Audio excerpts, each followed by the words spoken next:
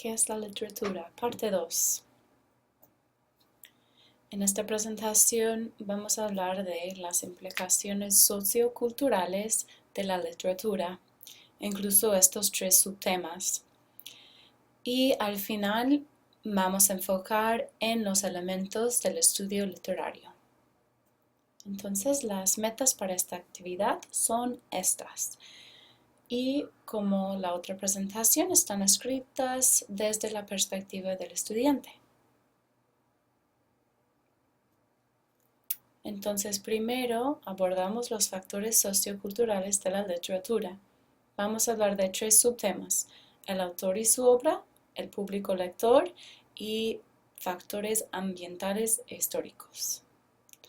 Entonces, tenemos que recordar que la literatura es una manera de informar y comunicar. Pero esto no ocurre en un vacío. O sea, el autor tiene su propia cosmovisión, su propia manera de ver el mundo.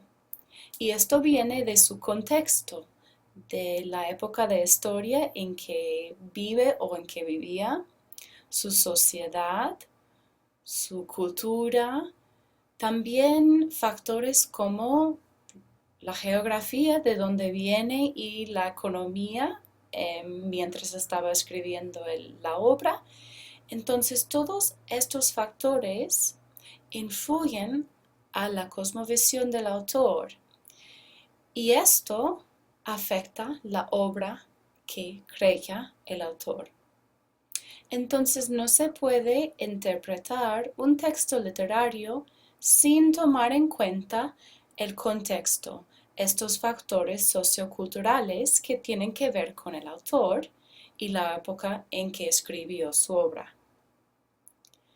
Pero también el lector es parte de esta comunicación.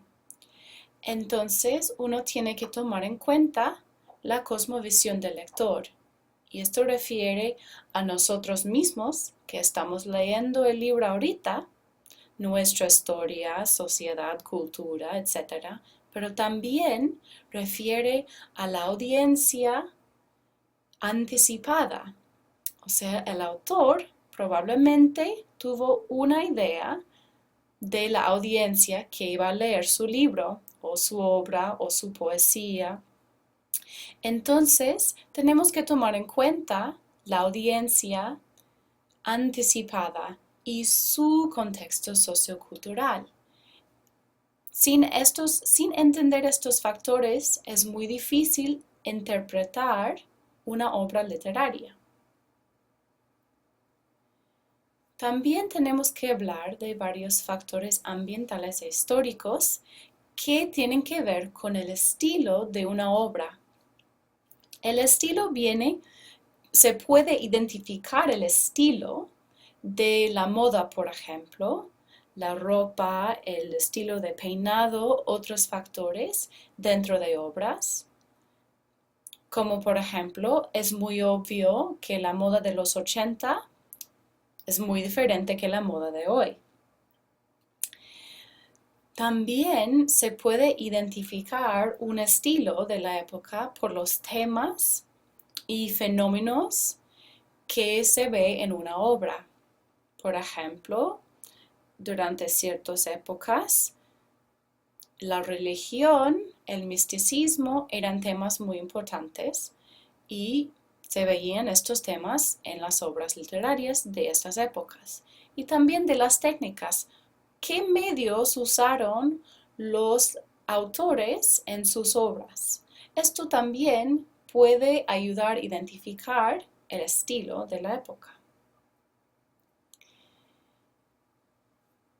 Tal vez ustedes estén pensando, pero los autores también tienen sus gustos personales y tienen razón. Cada autor tiene su sello personal, o sea, ciertas características que pone dentro de una obra. Pero la verdad es que los gustos de la clase social dominante facturan más en un estilo de la época que los gustos personales.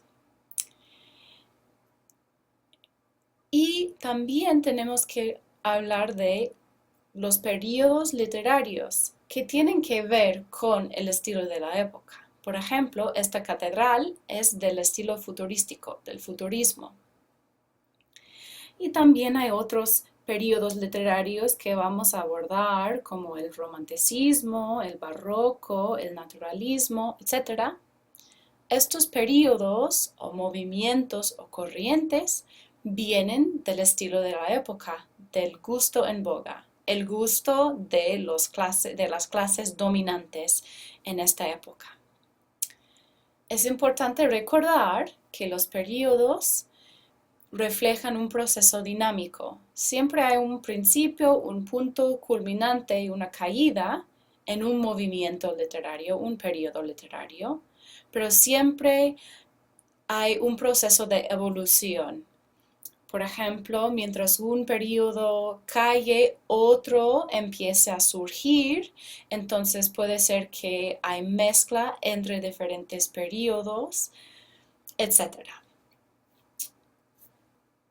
Y entonces, en resumen, la literatura no se puede interpretar fuera de su contexto sociocultural histórico.